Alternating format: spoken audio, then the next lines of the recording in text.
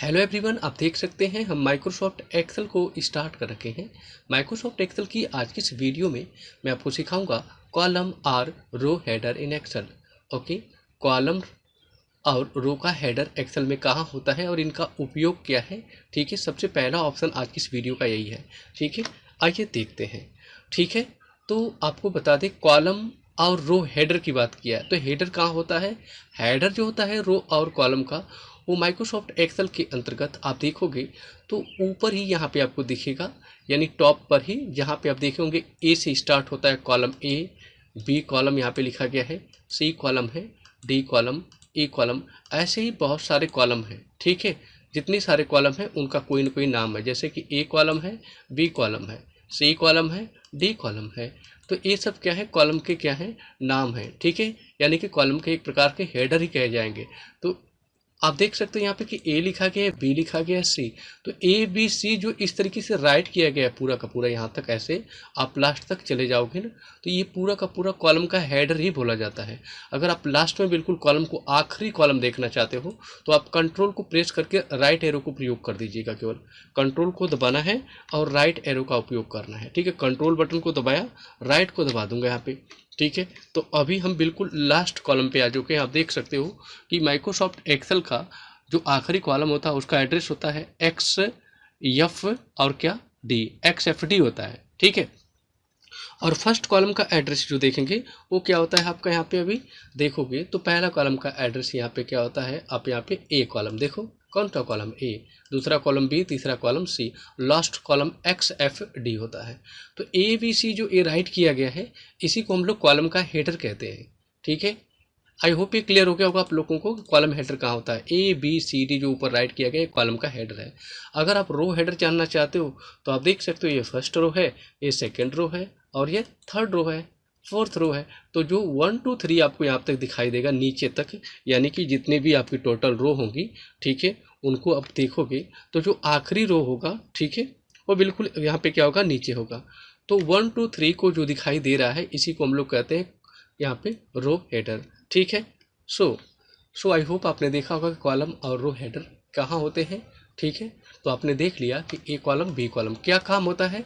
तो इन्हीं से हम लोग ये बता पाते हैं कि किसी भी सेल का एड्रेस क्या होता है। जैसे फॉर एग्जांपल इस सेल का एड्रेस आपको जानना है कि इस सेल का एड्रेस क्या होगा, तो इस सेल का एड्रेस कैसे आप पहचानोगे। पहले तो ये देखो कि कौन सा कॉलम है, तो कौन सा कॉलम है, कौन सा कॉलम है, आप देख सकते हो बी कॉलम है, कौन सी रो है, 1। तो इस सेल का एड्रेस आपका क्या बन जाएगा, इस सेल का एड्रेस बनेगा V2 आपका, ऐसे है। ठीक है, अगर आपसे पूछूं कि इस सेल का एड्रेस क्या होगा तो इसमें पहले आप देखो कॉलम कौन सा है, सी कॉलम है। ठीक है, सी कॉलम आपका है। अगर मैं इस सेल का एड्रेस पूछ रहा हूँ सी कॉलम में तो देखेंगे कि कौन सा कॉलम में सी, और फिर कौन सी रो है, 7। तो इस सेल का एड्रेस क्या हो जाएगा, C7 हो जाएगा। देखो आप यहाँ पे क्या लिखा गया है, C7 इस सेल का एड्रेस हो जाएगा। तो रो और कॉलम हेडर से ही तो हम लोग डिफाइन कर पा रहे हैं कि किसी भी जो बॉक्स है यानी कि सेल्स है इनका एड्रेस क्या होगा। ठीक है, सो आपने देखा कॉलम और रो हेडर का उपयोग क्या है और कहाँ पे होते हैं। तो ये सब आपका कॉलम में हेडर है और इधर जो आप देखोगे ये रो हेडर होता है आपका यहाँ पे अभी। ठीक है, और इन्हीं के द्वारा किसी भी सेल का यानी बॉक्स का जो होता है एड्रेसिंग निर्धारित किया जाता है। आई होप क्लियर हो चुका होगा। आइए अगले ऑप्शन को पढ़ते हैं। आइए अगले ऑप्शन को सीखते हैं। अगला ऑप्शन आप देखोगे तो यहाँ पे दिया आपको बता रहा है कि रो और कॉलम्स। माइक्रोसॉफ्ट एक्सेल में जो नया वर्जन है उसमें रो और कॉलम की संख्या कितनी होती है, तो रो की संख्या होती है 10,48,576 और कॉलम की संख्या होती है 16,384। ठीक है, तो रो कॉलम तो आपको बता ही दिए हैं। ये देखो यहाँ पे ए रो होती है, ठीक है, इसको रो कहते हैं, और जो ऊपर से नीचे इस तरह की लाइन आ रही है इसको क्या कहते हैं, कॉलम। मुझे आखिरी कॉलम पे एकदम जाना है, जो आखिरी कॉलम होगा उसका वो कितना होगा आपका, 16,384। अगर आप काउंट करना चाहते हो टोटल, आप देखो यहाँ पे अभी फार्मूला बार यानी कि नेम बॉक्स यहाँ पे ऑन हो चुका है। अगर मैं यहाँ पे क्लिक करूँगा तो टोटल रो और कॉलम की संख्या यहाँ पे ऊपर बता रहा है, देखो 10,48,576 रो, 16,384 कॉलम। ठीक है, तो पूरा का पूरा एक्सेल के ऊपर जो रो कॉलम की संख्या होती है वो रो में 10,48,576 होता है, कॉलम की संख्या 16,384 होती है। ठीक है, अगर आप इसे देखना चाहते हो प्रैक्टिकली तो आप देख सकते हो, मैं वो बता देता हूँ यहाँ पे अभी। वैसे तो आपने यहाँ पे क्लिक करके देख ही लिया है कि कितने रो कितने कॉलम्स होते हैं। ये देखो यहाँ पे दिखाई दे रहा है आपको यहाँ पे अभी।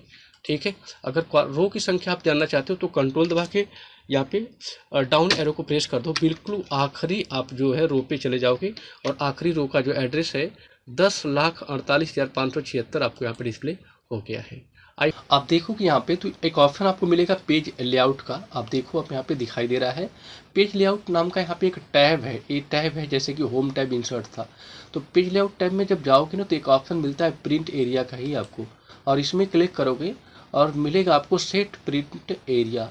जस्ट इसके ऊपर क्लिक करने से जो एरिया मैंने सेलेक्ट किया है ना ये सेट हो जाएगा प्रिंट के लिए। ठीक है, तो अगर मैं इस पर क्लिक करूँगा तो देखिएगा अभी जैसे ही क्लिक किया ना तो देखो इस एरिया को इसने बॉर्डर से ऐसे दिखा दिया। इसका मतलब हमारे इस एक्सेल शीट के ऊपर इस एरिया को मैंने प्रिंट एरिया में डाल दिया है। इससे पहले मैं अगर प्रिंट एरिया को हटाना है तो मैं कहाँ से हटाऊँगा, क्लियर प्रिंट एरिया से। अच्छा, पहले मैं इसका प्रिंट का प्रीव्यू आपको दिखा देता हूँ। प्रिंट प्रीव्यू के लिए मुझे केवल F2 बटन को प्रेस करना होता है। देखो मैं F2 को अगर प्रेस किया हूँ तो यहाँ पे भी देख सकते हो प्रिंट प्रीव्यू में set print area, clear print area, ignore print area, ये सब ऑप्शन आपको यहाँ पे मिल रहा है। लेकिन मुझे प्रिंट एरिया को अपने हिसाब से ही प्रिंट करना है, तो मैं क्या करूँगा, प्रिंट एरिया को सेट करूँगा। सेट करने के लिए इसे सेलेक्ट करना है और इसके बाद प्रिंट एरिया वाले इस ऑप्शन पे जाएंगे पेज लेआउट के भीतर और जस्ट यहाँ पे क्लिक करके सेट प्रिंट एरिया पे क्लिक कर देंगे। ओके, जैसे ही क्लिक करेंगे तो यह देखोगे प्रिंट एरिया के लिए सेट हो चुका है।